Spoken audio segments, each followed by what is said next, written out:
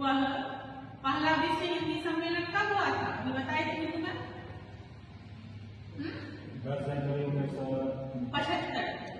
हाँ, और तभी ये तिथि निश्चित कर दी गई है कि इसी तिथि को हम लोग विश्व हिंदी दिवस मनाएं और आज इसी दिन मना रहे हैं। यह हिंदी जो है एक सांस्कृतिक सेतु की तरह भी काम करती है। जब क्लास में तुम लोग भाषा ही पढ़ाए थे ना, उसमें भी शायद यही सब बातें होती कि हिंदी भाषा संस्कृति का भाग। हाँ, तो ये वही चीजें हैं जो अभी भी हम वही समझ रहे हो। इस बार 2026 का जो है हिंदी दिवस की मुख्य जो थीम है वह है पारंपरिक ज्ञान से कृत्रिम बुद्धिमत्ता तक, यानी कि हिंदी भाषा जो है पारंपरिक ज्ञान से बढ़कर कृत्रिम बुद्धिमत्ता तक जो आई है, इसका मतलब साफ है कि हिंदी जो सिर्फ साहित्य की भाषा नहीं रहकर बल्कि तकनीक, कोडिंग और डिजिटल प्लेटफॉर्म पर भी काम कर रही है और हर स्तर पर जो है हिंदी को बढ़ावा दिया जाए। हम लोग जो है ये अधिक से अधिक हिंदी बोलना, लिखना और अन्य चीजों में हिंदी भाषा का प्रयोग करें। हमें हिंदी बोलने में कहीं शर्म नहीं महसूस करना चाहिए कि हम हिंदी में क्यों बोल रहे हैं, है ना। तुम देखोगे मंच पर जब लोग जाते हैं तो ये बोलते हैं ना, अगर भाषण हो या कोई प्रतियोगिता हो या हम ही लोग जब तुम लोग का इस्तेमाल करना चाहिए, शरीर को ढका रखना चाहिए, ज्यादा हवा के संपर्क में नहीं जाना चाहिए। ज्यादा अगर एक हवा चल रही है, लहर है, तो शरीर को जो है सिर्फ एक मोटा स्वेटर लेयर बाय शरीर को ढकना चाहिए। 2-3 कपड़े को पहनना चाहिए, 1 मिनट पहनना चाहिए, शर्ट पहनना, उसके बाद स्वेटर 2-3 परत वाले जैसे कपड़ा पहनोगे तो ठंड का प्रभाव थोड़ा कम रहेगा, शरीर पर ठंड का प्रभाव कम पड़ेगा। उसके बाद हमें गर्म पानी का उपयोग करना चाहिए। खाना जहाँ तक हो सके हम गर्म ही खाएं, आवश्यकता हो तो घर से निकलें, अधिक ठंड में हम घर से ना निकलें। मान लीजिए निकले रास्ते में ही बेहोश हो गए, कोई नहीं खाने वाला है तो कोई दुर्घटना हो सकती है। तो इस प्रकार से हमें इन सब चीजों को ध्यान में रखना चाहिए और मुख्य रूप से बच्चों और बूढ़ों को ठंड में ज्यादा प्रभाव होता है, तो उन लोगों को इस चीजों से ज्यादा बचाना। सबसे क्या होता है, पहला तो पैसा खर्च, दूसरा अगर आग लग गई तो बहुत सारी चीजें जल जाती है ना, यहाँ तक कि कभी कभी आदमी की मृत्यु भी हो जाती है। मृत्यु ना हुई तो अच्छा आदमी बदसूरत हो जाता है, होता है नहीं होता है। मान के चलो चेहरे पर पड़ गया, आंख पर पड़ गया तो क्या होता है, आदमी का चेहरा विकृत हो जाता है। जितनी धुआं उड़ेगी वहां कहाँ जाएगी, हवा में हमारे चारों तरफ वायुमंडल में फैल जाती है। उसके बाद क्या होता है, उसको अपने सांस के द्वारा घोटते हैं ना, और वो सब हमारे फेफड़े में जमा होती है। इससे क्या होता है, दमा की बीमारी होती है, बहुत सारी परेशानियां उससे होती है। तो उसमें मुख्य रूप से हमें किन बातों का ध्यान रखना चाहिए दीपावली में, या कोई भी जैसे मुख्य त्योहार है दीपावली, छठ, उससे संबंधित उसको हम कैसे ध्यान में रखें, तो क्या करें और क्या ना करें। अपने हाथ, पैर, सिर, चेहरे को ढककर लीजिए ताकि हवा का प्रभाव हमारे ऊपर कम हो। पौष्टिक पदार्थों का सेवन करें, गर्म खाना खाएं, गर्म पानी पिए, च्यवनप्राश का सेवन करें, तो बहुत सारे पौष्टिक तत्व रहते हैं, जिससे हमें ठंड के प्रभाव से हमारा बचाव हो। अब धूप में रहने का प्रयास करें, अधिक से अधिक थोड़ा देर धूप में बैठे का इस्तेमाल करना चाहिए, शरीर को ढका रखना चाहिए, ज्यादा हवा के संपर्क में नहीं जाना चाहिए। ज्यादा अगर एक हवा चल रही है, लहर है, तो शरीर को जो है सिर्फ एक मोटा स्वेटर लेयर बाय शरीर को ढकना चाहिए। 2-3 कपड़े को पहनना चाहिए, 1 मिनट पहनना चाहिए, शर्ट पहनना, उसके बाद स्वेटर 2-3 परत वाले जैसे कपड़ा पहनोगे तो ठंड का प्रभाव थोड़ा कम रहेगा, शरीर पर ठंड का प्रभाव कम पड़ेगा। उसके बाद हमें गर्म पानी का उपयोग करना चाहिए। खाना जहाँ तक हो सके हम गर्म ही खाएं, आवश्यकता हो तो घर से निकलें, अधिक ठंड में हम घर से ना निकलें। मान लीजिए निकले रास्ते में ही बेहोश हो गए, कोई नहीं खाने वाला है तो कोई दुर्घटना इस प्रकार से हमें इन सब चीजों को ध्यान में रखना चाहिए और मुख्य रूप से बच्चों और बूढ़ों को ठंड में ज्यादा प्रभाव होता है, तो उन लोगों को इस चीजों से ज्यादा बचाना। हमने किया है साफ सफाई या कुछ और, तो हमें उसके बाद हाथ पैर धोकर स्वच्छ हो जाना चाहिए, ताकि कोई अगर कीटाणु विषाणु हमारे शरीर में चिपका हुआ है, हाथ में लग गया, तो वो सभी हमारे शरीर से अलग हो जाए। इस प्रकार से जो है हम स्वच्छता की कुछ कड़ियों को पूरा कर सकते हैं। जैसे अभी तुम लोग बैठे हो, देखो बगल में कितना कचरा है, कचरा कहाँ से आया? ना तो आंधी चली है ना तूफान चली है, ये तो तुम्ही लोग का दिया हुआ है ना, बच जाओ, है ना। इस प्रकार से अपने सर को ढक लो अगर हमें संभावना लगे कि धरती हिलने वाला चाहिए, बल्कि हम जहाँ पर हैं वहीं पर अपना सुरक्षित रहने का इंतजाम करें। भाग दौड़ करना ही नहीं है। बोलो, तुम लोग प्रश्न करो, जो बोल रहा है कैसे जानोगे क्या है? जो बोल रहा है क्या है, हाँ बस मुंडी हिलाना है बैठ के। विपक्ष में लोग क्यों बैठता है? हाँ, विपक्ष में लोग क्यों बैठता है? बात को काटने के लिए। तो वकील जब लगता है तो क्या करता है? तो फिर क्या करोगे तुम लोग? कैसे बचोगे भूकंप से? बताओ, एक्टिविटी करके।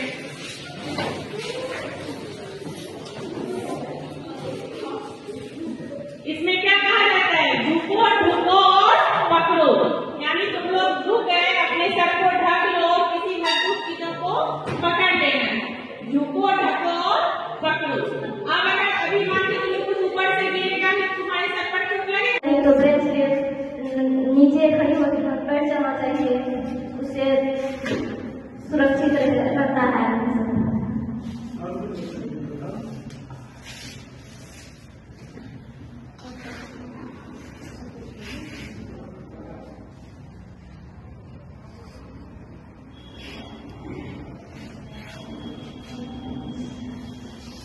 भूकंप आने पर कई चीजें नुकसान भी हो जाती है, जैसे कि उसका घर भी रहता है, टूट जाता है, गिर उड़ जाता है, उससे भी नुकसान हो जाती है। इकट्ठा होने से भगदड़ होता है ना, जगह कम है और आदमी की संख्या बहुत ज्यादा हो जाती है, तो उस वजह से भी भगदड़ होती है। बहुत ज्यादा मान के चलो, यहाँ जगह है कि 200 आदमी खड़े हो सकते हैं, और इसमें अगर 500 आदमी को जमा कर दिया जाए तो क्या होगा? आदमी को सांस लेने में भी कठिनाई होने लगेगी ना, और आदमी अकलाहट में भागने लगता है, उससे भी क्या होता है? भगदड़, धक्का मुक्की, मार। तो इन सब चीजों से भी भगदड़ मचती है। जब भगदड़ होती है तो क्या होता है? लोग एक दूसरे को कुचलते हुए भागते हैं, जो गिर जाता है लोग उसको उठाते नहीं है, बल्कि उसके ऊपर से लोग गुजर जाते हैं। उसके बाद यदि हम ऐसी जगह पर जा रहे हैं जहाँ बहुत अधिक भीड़ होने की संभावना है, हम ये जान रहे हैं कि वहाँ पर बहुत अधिक भीड़ होगी, तो हमें अंदर जाने और बाहर निकलने के रास्ता की जानकारी होनी चाहिए। जहाँ भी कोई कार्यक्रम या आयोजन होता है वहाँ पर 2 रास्ते रहते हैं, बाहर आने और जाने का रहता है ना, परंतु लोग क्या करते हैं? जिस रास्ते से जाते हैं उसी से निकलते हैं ना। हर जगह नियम रहता है कि महिला इधर से जाएंगे और पुरुष इधर से जाएंगे, निकलेंगे इधर से, पर वो नियम को बहुत ही कम लोग का भी प्रयोग नहीं करना चाहिए। और अगर हम घर से बाहर है, मान लीजिए कहीं मैदान में, अपने किसी बाड़ी में, फुलवाड़ी में, या कहीं रोड सड़क पर है, तो बिजली के खंभे के पास खड़ा नहीं होना चाहिए। दुर्भाग्यवश हो सकता है हमारे ऊपर गिर जाए, है ना, तो हम खतरे की चपेट में आ सकते हैं। किसी पुरानी सूखी पेड़ के पास खड़ा नहीं होना चाहिए, पुरानी इमारत के पास खड़ा नहीं होना चाहिए, या अर्धनिर्मित इमारत के पास हमें नहीं जाना चाहिए। अपनी सुरक्षा के लिए हमें इस बात का हर समय ध्यान रखना चाहिए। अपने साथ तापमान अधिक नीचे आ जाती है और ज्यादा प्रभाव हो जाता है कोहरे का, मौसम ज्यादा ठंड हो जाती है, तेज ठंडी हवा चलने लगती है, तो हमारे स्वास्थ्य को प्रभावित करती है, और उसे हम शीतलहर कहते हैं, और उसका समय दिसंबर अंतिम से लेकर जनवरी तक रहती है। तो उसमें अब क्या क्या हमको उपाय करना चाहिए कि हम उससे ठंड से बचें?